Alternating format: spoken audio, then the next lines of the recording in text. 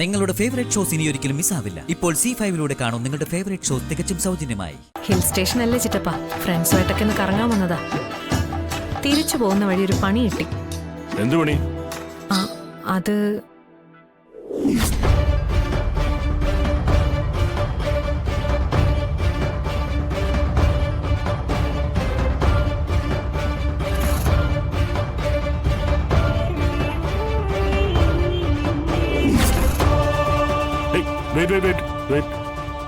എന്താ ചിറ്റപ്പ? ശ്യാമയുടെ മകളും ആ പ്രായത്തിലുള്ള മറ്റൊരു കുട്ടിയെന്നല്ലേ നീ പറഞ്ഞത്? അതെ, രണ്ടുപേരും ഒരേ സ്കൂളിൽ പഠിക്കുന്നവർ, ഒരേ യൂണിഫോം. അതെ. അല്ല, ചിറ്റപ്പൻ എങ്ങനെ?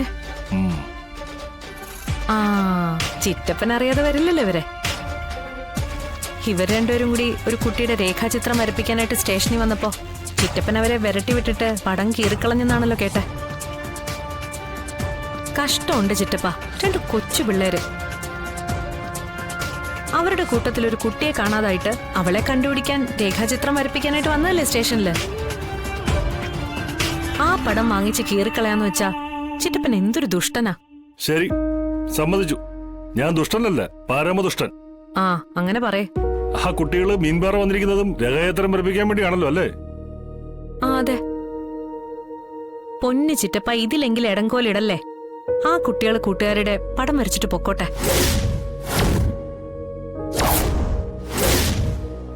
ഹേയ്, ഞാൻ എന്ത് ഇടങ്കോലിടാൻ?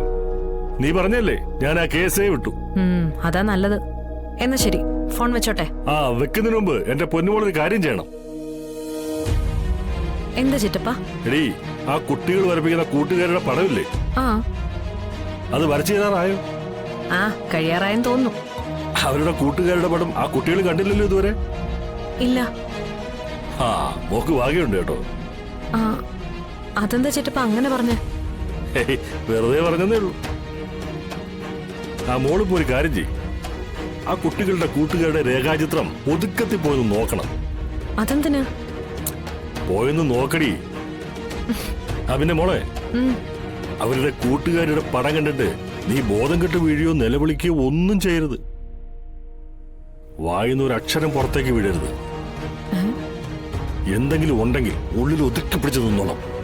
ബോധം കെട്ട് വീഴാൻ കല്ലിയങ്കാട്ട് നീലയൊന്നല്ലല്ലോ അവരുടെ കൂട്ടുകാരി. എന്തായാലും ഒരു കൊച്ചുകുഞ്ഞല്ലേ.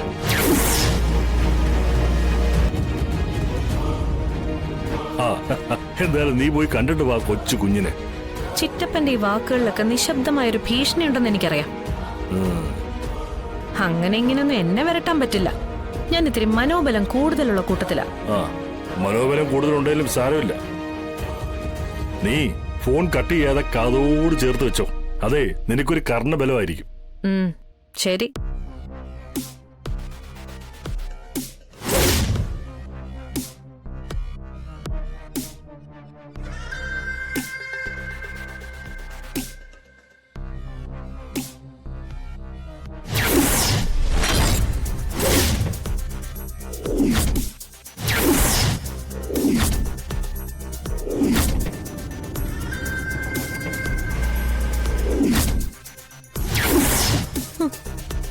ശാലിനി.